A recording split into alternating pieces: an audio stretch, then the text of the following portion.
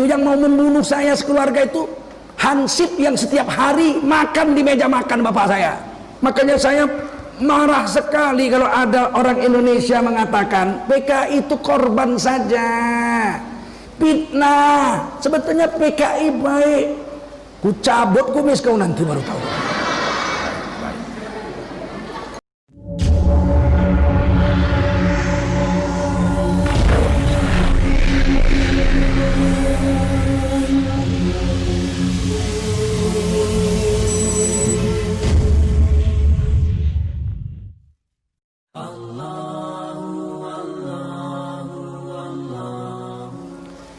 Alladzina amanu wa hajaru wa jahadu fi sabilillahi bi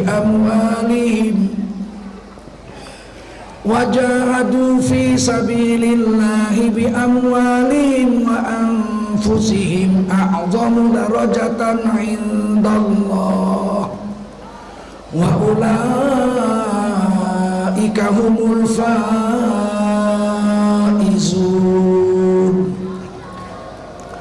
Qala Rasulullah sallallahu alaihi wasallam, man kharaja fi talabil ilmi fahuwa fi sabilillahi hatta yarji. Baginda Rasul bersabda, siapa keluar untuk mendapatkan ilmu, orang itu adalah orang yang berjihad fi sabilillah sampai dia kembali ke tempatnya. Mudah-mudahan kita semua mendapatkan pahala jihad dari Allah Subhanahu wa taala. Amin. Sadaqallahul azim wa sadaqa rasuluhun nabiyul karim wa nahnu ala dhalika minasy syahidin wasyakirin walhamdulillahi rabbil alamin. Yang mulia Tuan Guru kita Asy-Syaikh Muhib At-Tabari Kiai Haji, pimpinan Pondok Pesantren Nikmatullah Tapung, mudah-mudahan dipanjangkan Allah umurnya, diberikan Allah penuh barokah dan rahmat dalam kehidupan beliau. Pewakif Pesantren Nikmatullah Bapak Kiai Haji Fakhrul Razi, mudah-mudahan Allah rahmati sekeluarga beliau sampai hari kiamat. Para ulama, tuan-tuan guru yang berhadir yang dimuliakan Allah SWT, Bapak Kepala Desa, para umaro yang berhadir,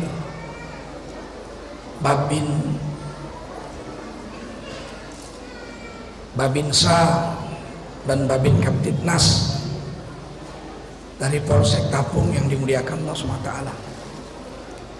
tokoh adat Lembaga Adat Melayu Riau, para Datuk Bandaharo yang hari ini dengan senang hati hadir dalam acara yang mulia ini. Mudah-mudahan Allah rahmati orang tua kita,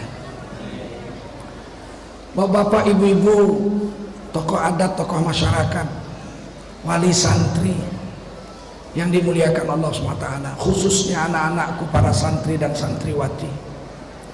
Di pundak kamulah tanggung jawab untuk melanjutkan perjuangan agama di negeri ini, agar negeri ini segera wujud menjadi negara kesatuan Republik Indonesia yang baldatun thayyibatun wa rabbun ghafur. Tanggung jawab yang kami pikul sebentar lagi akan berakhir, sebab kami sudah tua. Satu hari kami akan kembali menghadap Allah SWT.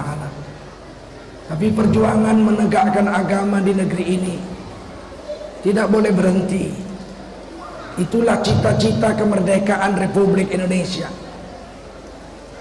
yang dituliskan di sila pertama Pancasila, yaitu ketuhanan yang Maha Esa, dan dituliskan di Undang-Undang Dasar 45 pasal 29 ayat 1 dan ayat 2. Negara berdasarkan ketuhanan yang Maha Esa. Dan 29 ayat 2 dituliskan dengan tegas di situ. Negara menjamin tiap-tiap warga negara untuk memeluk agama garis miring kepercayaan dan menjalankan agama garis miring kepercayaannya masing-masing. Dari keterangan Pancasila dan Undang-Undang Dasar 45 ini dengan tegas dinyatakan negara kesatuan Republik Indonesia ini berdasarkan ketuhanan yang Maha Esa. Tidak boleh ada paham komunis, ateis, leninisme dan paham-paham anti agama. Tak boleh hidup di negeri ini. Terutama partai komunis. Komunis sudah 2 kali mengkhianati negeri ini. Sekali tahun 1948, Musso pimpinannya namanya, membunuh para santri dan ulama-ulama se-Jawa Timur di Madiun. Akhirnya dibasmi oleh Bung Karno dengan mengerahkan TNI. Bersih, tidak ada yang hidup mati semua. Kemudian Bung Karno mengeluarkan surat PKI adalah partai terlarang di Indonesia. Tahun 48, 49, 50, 51, 52, 5 tahun PKI menjadi partai terlarang zaman Bung Karno, Orde Lama. Dengar baik-baik. Tiba-tiba tahun 1952 pimpinan Partai Komunis DN Aidit dan 2 orang temannya datang jumpa Bung Karno di rumah Bung Karno di Jalan Pegangsaan Timur 56. Sekarang namanya Jalan Proklamasi. Rumah itu hadiah dari seorang saudagar Arab yang kaya, namanya Faroj Martak. Diberikan kepada Bung Karno karena Bung Karno jadi presiden miskin, gak punya rumah. Selama hidupnya beliau tuh dibuang sama Belanda, ke Digul, ke Bengkulu, dibuang ke Ende, sehingga beliau gak punya rumah. Jadi presiden tapi nggak punya rumah. Diberi hadiah sebuah rumah, beliau tinggal di situ. Datang malam-malam ini DN Aidit pimpinan PKI ngobrol-ngobrol sama Bung Karno. Beberapa hari kemudian Bung Karno mengeluarkan surat mencabut larangan Partai Komunis Indonesia. Sehingga tahun 1952 Partai Komunis tidak lagi menjadi partai terlarang. 3 tahun kemudian, tahun 1955, 52, 53, 54, 55, 3 tahun kemudian diadakanlah pemilihan umum pertama kali di Republik Indonesia. Setelah 10 tahun Indonesia merdeka tahun 1955. Apa yang terjadi? PKI menduduki pemenang keempat pemilu pertama itu. Pemilu pertama Partai Nasional Indonesia PNI pimpinan Bung Karno mendapatkan 58 kursi konstituante. Masyumi, Majelis Syuro Indonesia, Partai Islam yang didirikan oleh Kongres Umat Islam pertama di Yogyakarta. 3 minggu setelah Indonesia merdeka, pada tanggal 7 sampai 9 September 1945, Kongres Umat Islam pertama di Yogyakarta di bawah pimpinan Kiai Haji Hashim Asy'ari rahimahullahu ta'ala, pendiri Nahdlatul Ulama, pendiri NU, berhasil membentuk dan mendirikan Partai Majelis Syuro Indonesia yang disebut Partai Masyumi, dan diikrarkan pada Kongres Umat Islam pertama tidak boleh ada partai Islam lain selain Masyumi di Indonesia. Sayang, pemilu baru digelar 10 tahun kemudian, tahun 1955, karena Republik Indonesia tidak ada uang, negara kita miskin, baru merdeka. Banyak pengkhianat pula. Tahun 48 PKI sudah mengkhianat, baru 3 tahun merdeka. Maka Masyumi mendapatkan 58 kursi, sama dengan PNI pada pemilu pertama 1955. Pemenang ketiga adalah Partai NU Meskipun Yai Hashim Asy'ari sudah mengikrarkan dengan ulama-ulama pada Kongres Umat Islam pertama pada 7 dan 9 September 1945, tidak boleh ada partai Islam yang lain selain Masyumi. Tetapi pada tahun 1954-55 menjelang pemilu, Bung Karno naik haji, pimpinan-pimpinan PKI, Subandrio segala macam naik haji, pimpinan-pimpinan NU juga naik haji. Entah apalah lobby Bung Karno di perjalanan haji itu, di Mekah Madinah sana, di Arafah. Pulang dari haji, NU keluar dari Masyumi, dan NU membuat partai sendiri, Partai NU. Dapat 30 kursi, pemenang ketiga. Pemenang keempat adalah PKI yang sudah memberontak tahun 1948, dibasmi bersih sampai akar-akarnya mati semua. 5 tahun menjadi partai terlarang, dicabut oleh Bung Karno pada tahun 1952. 3 tahun kemudian pemilu pertama digelar, PKI berhasil merebut 28 kursi, pemenang keempat 2 kursi saja berbeda dengan Partai NU. Ini supaya anak-anakku tahu, ini bulan September, ini peringatan PKI sebentar lagi, ini 30 September. Yang sudah tidak diperingati lagi di negara ini, sudah mulai sejak tahun lalu. Negara tidak lagi memperingati pengkhianatan PKI.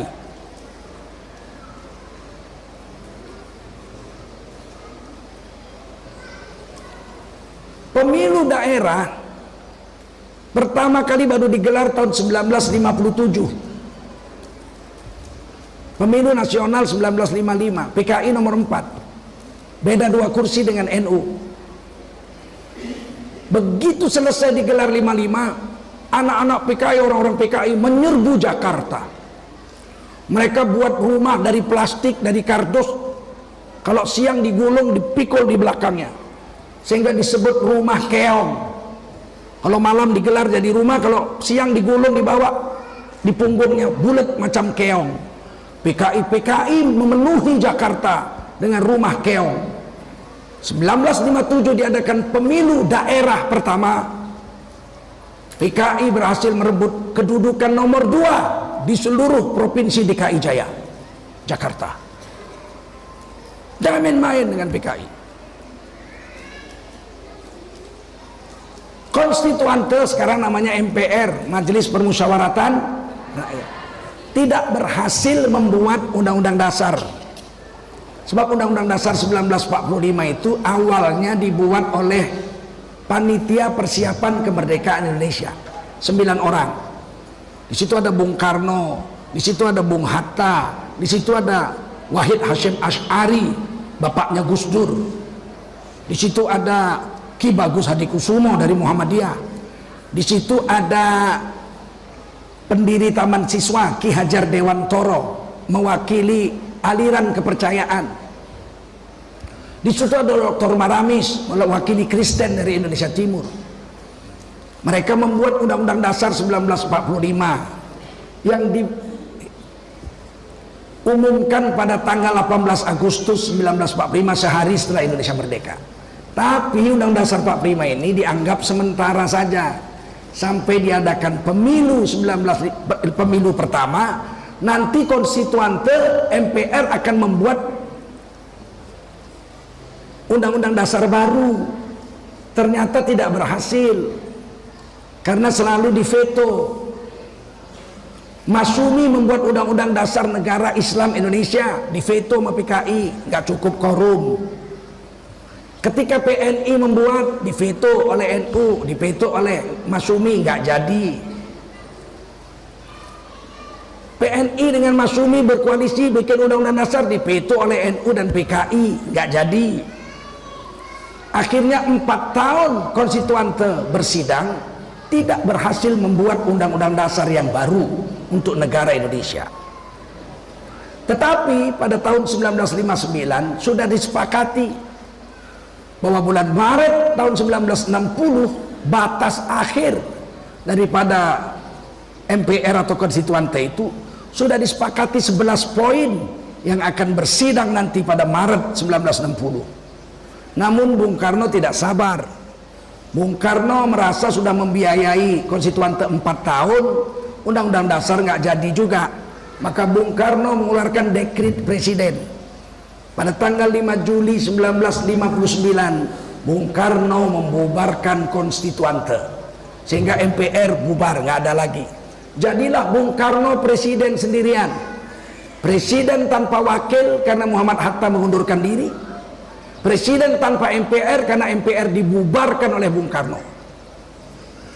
Pada tahun 1960, Bung Karno membuat kebijaksanaan nasionalis, agama, dan komunis. Ulangi semua biar jangan lupa. Nasionalis semua, agama dan komunis, disingkat Nasakom. Dari nasionalis diwakili oleh Partai PNI, pimpinan Bung Karno. Dari agama diwakili oleh Partai NU, karena Masyumi tidak mau, menolak Masyumi, tidak mau bergabung dengan PKI. Dari komunis diwakili oleh Partai Komunis Indonesia, jadilah Nasakom. Dan Bung Karno pidato di PBB, nasionalis dengan komunis di mana-mana di seluruh dunia berperang, tapi di meja makan Bung Karno, nasionalis, agama, dan komunis bersatu padu. Ini kebanggaan Bung Karno tahun 1960. Masyumi keluar, tidak mau ikut dengan komunis. Tahun 1960 Bung Karno membubarkan Masyumi. Masyumi dibubarkan oleh Bung Karno. Dan ulama-ulama yang ada di Masyumi dipenjara. Buya Hamka dipenjara, ketuanya Muhammad Nasir dipenjara, Sultan Syahrir dipenjara, Kiai Haji Isa Ansyari dipenjara, Ghazali Hasan dipenjara semua. Tahun 1960 pendiri PKI salah satunya namanya Tan Malaka, orang Awak, Ciko, Payakumbuh, keluar dari PKI karena nggak cocok dengan PKI. Padahal beliau pendiri PKI. Tan Malaka keluar dan membuat partai baru namanya Partai Musyawarah Rakyat Banyak, disingkat Partai Murba. Tan Malaka mendirikan Partai Murba dengan Adam Malik yang belakangan nanti jadi wakil presiden Republik Indonesia, dengan Khairus Saleh. Bertiga ini, Tan Malaka, Adam Malik, Khairus Saleh. Khairus Saleh ini yang menculik Bung Karno pada tanggal 14 Agustus 1945, membawa Bung Karno ke Rengas Dengklok dan memaksa Bung Karno membuat teks proklamasi dan memerdekakan Indonesia. Itu Khairus Saleh, seorang pemuda dengan kawan-kawannya. Beliau ini mendirikan Partai Murba. Partai Murba dibekukan oleh Bung Karno tahun 1960 karena menolak Nasakom. Tahun 1964 Bung Karno membubarkan Partai Murba. Tahun 1965 PKI memberontak yang kedua kali.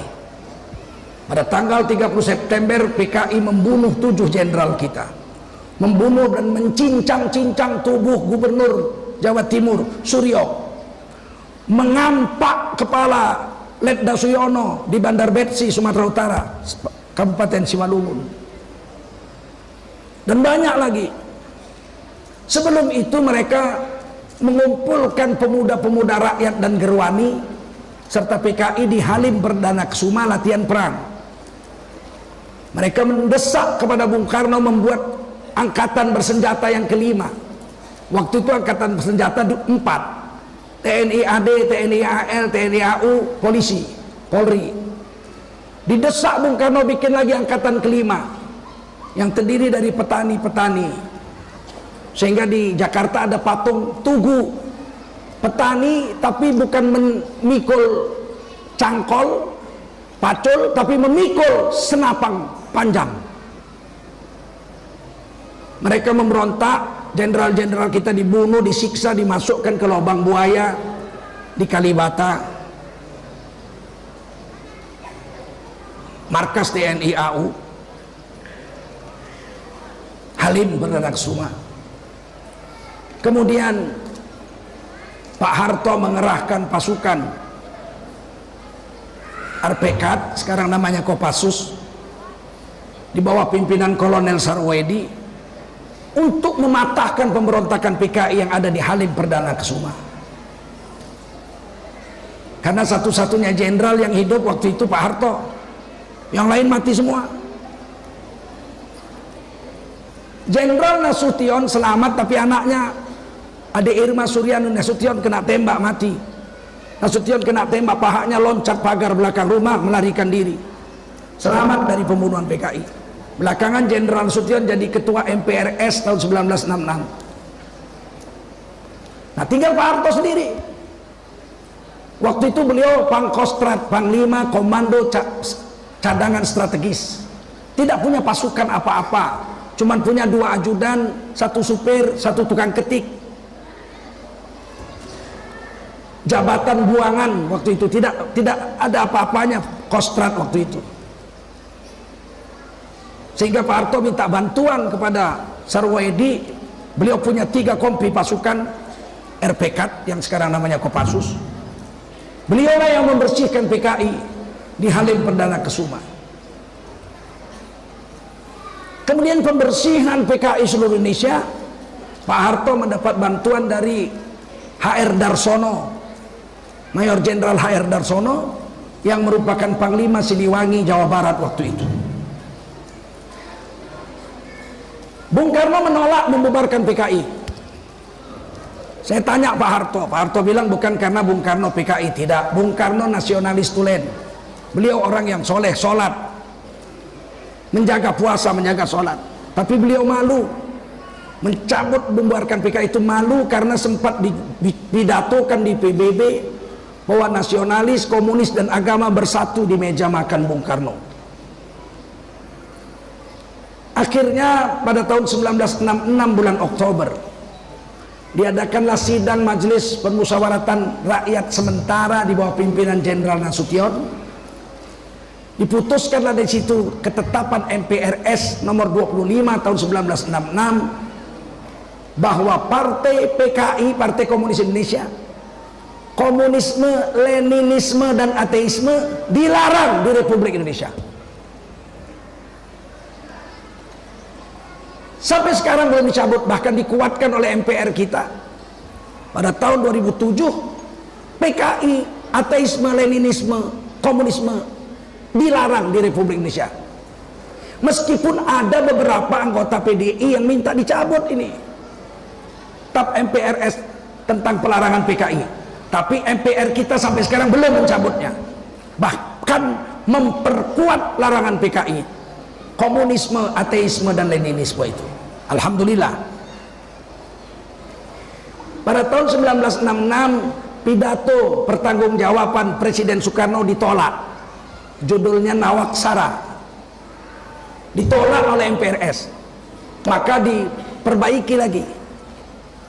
Beberapa minggu, seminggu kalau nggak salah diperbaiki. Kemudian dibacakan lagi pertanggungjawabannya, Nawaksara 2. Ditolak oleh seluruh anggota MPRS secara bulat. Maka secara hukum Bung Karno harus berhenti jadi presiden. Sama dengan Pak Habibie.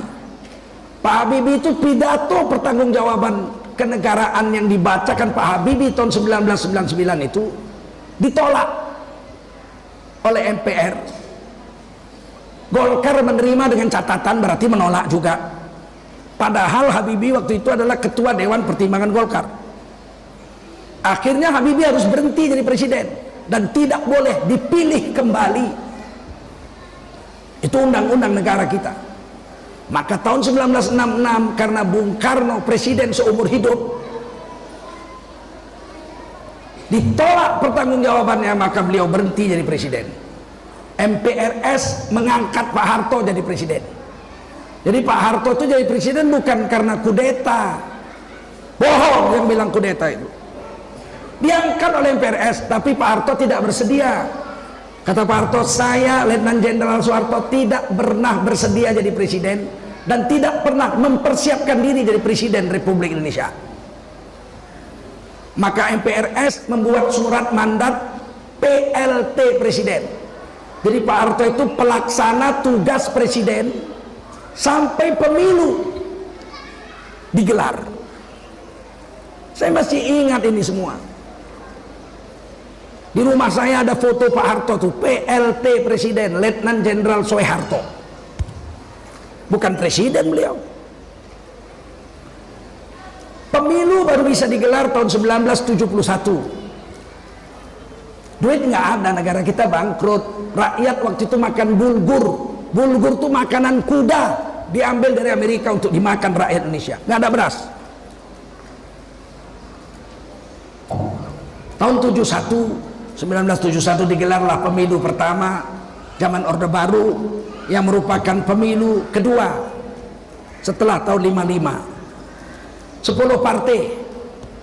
Ada partai Kristen, ada partai Katolik, nomor 3 partai NU, nomor 5 Sekber Golkar, sekretaris bersama Golkar, ada PNI, ada Marhainis, ada Bulan Bintang. Nah, pokoknya 10 partai.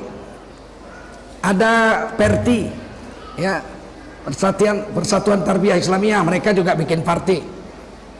Dari 10 partai itu pemenangnya Golkar, Sekber Golkar. Maka pemilu 1971 DPR MPR bersidang, diangkatlah Presiden Soeharto menjadi Presiden Republik Indonesia. Jadi resminya Pak Harto jadi presiden itu tahun 1971, diangkat oleh DPR MPR hasil pemilihan umum 1971. Tahun 1973 Pak Harto mensederhanakan partai PNI, Partai Marhaen, Partai Kristen, Partai Katolik, Partai Murba, ini disatukan menjadi Partai Demokrasi Indonesia. Jadi nggak heran di PNI itu banyak Kristen, karena Partai Kristen dan Partai Katolik digabungkan ke PNI. Sedangkan Partai NU, Partai Parmusi, Partai Perti, partai-partai yang bau-bau Islam, ini disatukan menjadi Partai Persatuan Pembangunan P3. Dan di tengah-tengah Sekber Golkar. Sehingga tahun 77 pemilu kedua, partai tinggal 3. PNI yang berubah nama menjadi PDI, kemudian P3 nomor 1, PDI nomor 3, nomor 2 adalah Partai Golkar. Sampai terjadinya reformasi. Kenapa saya ceritakan ini? Sebab ini bulan September saya minta kepada Pak Kiai Muhib putar film PKI di pesantren ini. Siap. Suruh ini anak-anak santri ini menonton film PKI ini. Siap. Biar kalian lihat bagaimana kekejaman PKI. Ketika Panglima TNI-nya masih Jenderal Gatot Nurmantio, beliau masih mewajibkan diputarnya film-film PKI ini. Kalau pemerintah tidak mau, pesantren seluruh Indonesia mesti tetap memutar film ini. Siap? Tidak boleh PKI hidup di negeri ini. Sekarang sudah ada gerakan mengatakan PKI itu korban fitnah, korban pembunuhan. PKI korban. PKI itu baik, cuman difitnah dan korban saja, enak aja. Saya ini udah keliling dunia, saya 35 negara sudah saya jalani, bukan kaleng-kaleng ya nggak?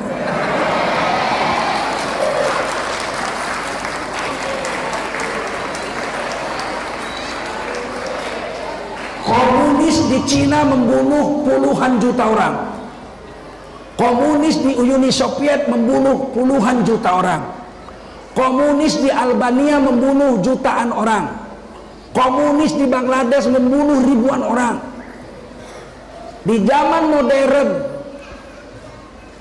saya datang ke Kamboja, dakwah ke Kamboja. Kamboja itu 3 suku besar. Suku Lao sebelah utara,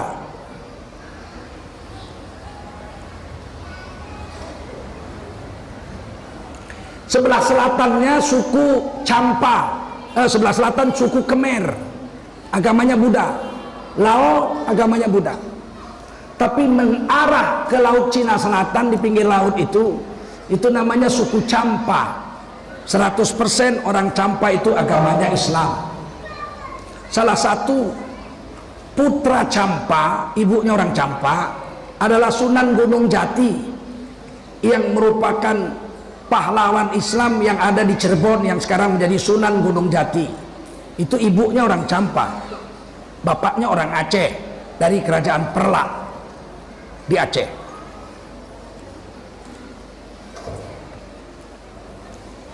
Waktu saya ke sana, PKI komunis sedang bergolak. Seorang guru mukanya culun membuat pasukan kelima, barisan petani dikasih senjata, namanya Pol Pot. Apa namanya? Siapa namanya? Pol Pot. Kalau kalian lihat di internet, wajahnya culun, tapi bunuh 3 juta orang. Komunis, Khmer merah, dibilang merah karena komunis. 3 juta orang dibunuh. Waktu saya ke Kamboja, saya tulis surat kepada ibu saya, mohon maaf lahir batin, macam-macam lah, karena kalau masuk Kamboja, kalau jumpa komunis ditembak mati. Saya pesan sama kawan-kawan di Thailand, kalau saya mati dibunuh komunis dalam dakwah ini, sampaikan salam kepada ibu saya, katakan saya mati tabrakan, katakan saya mati kecelakaan saja, jangan bilang saya mati ditembak PKI komunis. Tapi ada surat saya tulis untuk ibu saya, sampaikan surat ini kalau saya mati saja. Maka masuk ke Kamboja, saya tidak jumpa orang sebaya saya waktu itu. Kalau enggak tua umur 80, 90, kecil umur 6-7 tahun saja. Quran tidak ada, semua Quran dibakar, semua ulama disembelih. Lalu begitu masuk saya jumpai ada 700.000 orang Islam Champa yang dibunuh, dari 3 juta orang Kamboja yang dibunuh Pol Pot Khmer Merah. Di kampung-kampung saya masuk tidak jumpa laki-laki. Kalau nggak anak kecil umur 7 tahun, 6 tahun, jumpa kakek-kakek 90 tahun, 80 tahun. Sebab yang sebaya saya pasti dibunuh. Kami dengan kawan-kawan dari Malaysia waktu itu ditawarkan kawin.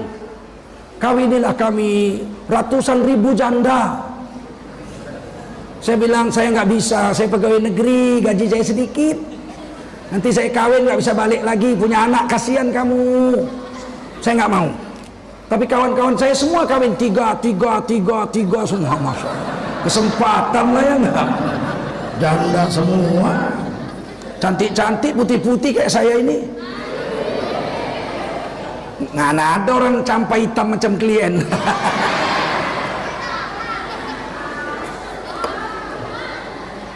Saya tidak mau kawin, tapi saya mengajarkan Al-Quran di sana kepada anak-anak kecil umur 7 tahun, 6 tahun.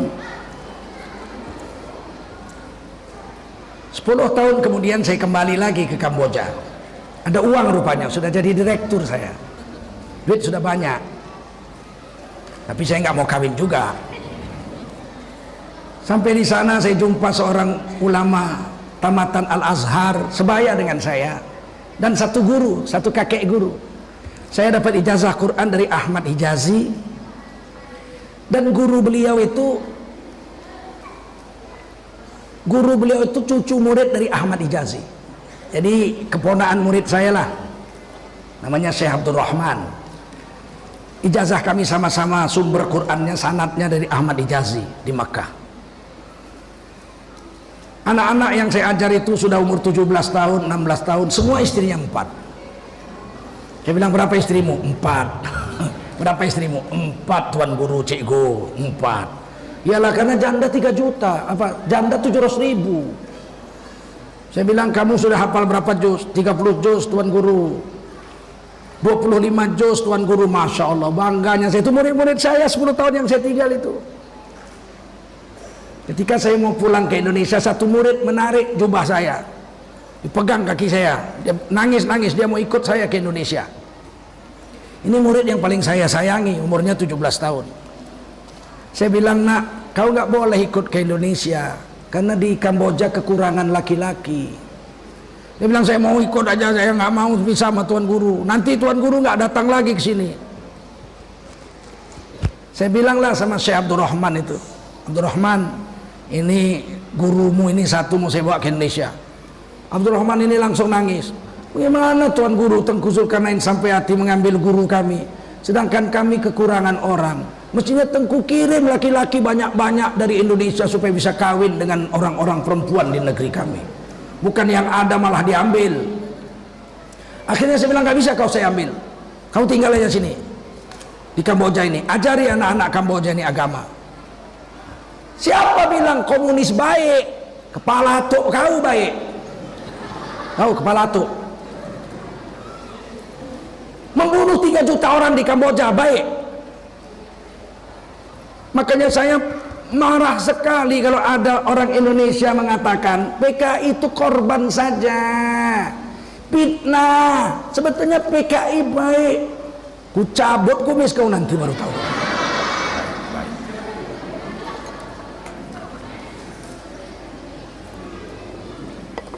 Saya cerita ini supaya anak-anak muda kami ini jangan tertipu. Kalau kalian ada uang, bentuk jemaah dari pesantren Nikmatullah ini, berangkatkan ke Kamboja. Sana banyak pesantren-pesantren, bisa kita tulis surat pakai internet. Biar anak ini 2 minggu di sana belajar sana, mengajar di sana, biar tahu sejarah komunis kejamnya macam mana di Kamboja yang telah membunuh 3 juta orang. Ada satu kampung Islam itu dimortir selama seminggu, nggak berhenti-berhenti. Anak bayi pun tak ada yang hidup, mati semua. 10 tahun kemudian saya datang ke sana, belum tumbuh rumput di kampung yang dimortir oleh tentara komunis selama 7 hari itu. Belum tumbuh rumput. Saking ngerinya mesiu-mesiu yang dibuang ke situ.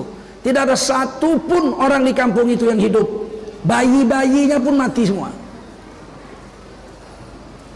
Bila perlu kita bentuk jemaah ini Tuan Syekh, ya enggak? Kita bawa anak-anak kita ini yang senior-senior, 30 orang, 20 orang, bawa ke Kamboja, nggak mahal kok. Dari sini lewat Thailand. Murah. Dari sini kita pergi ke Malaysia, dari Malaysia naik bus Thailand Selatan, kemudian naik kapal naik kereta api ke Bangkok, dari Bangkok baru kita pergi ke Kamboja. Kalau naik kapal terbang dari sini ada sudah langsung ke Kamboja. Ada, berangkat dari Kuala Lumpur Kamboja ada, dari Jakarta Kamboja ada langsung. Agar kita tidak lagi mengalami penderitaan yang sama dengan komunis-komunis kejam yang membunuhi orang-orang Islam. Nah ini sekarang mukaddimah nih biar kalian sadar, insya Allah ya. PKI baik apa jahat? Baik apa jahat? Saya bertanggung jawab dengan ceramah ini di akhirat. Bertanggung jawab saya di hadapan Allah di akhirat dengan ceramah ini. Tidak ada fitnah di sini. Bapak saya itu nomor 1 mau dibunuh oleh PKI di Sumatera Utara, di Medan. Daftar membunuhnya itu, yang mau membunuh saya sekeluarga itu hansip yang setiap hari makan di meja makan bapak saya, yang menggendong-gendong saya waktu kecil, ditugaskan untuk menyembelih kami sekeluarga. Di belakang rumah sudah dibikin lubang letter L. Alasannya untuk menangkal serangan udara Malaysia, karena kita konfrontasi dengan Malaysia. Padahal sebetulnya untuk menanam tokoh-tokoh Islam di belakang rumahnya udah dibikinkan lubang, tinggal masukkan saja.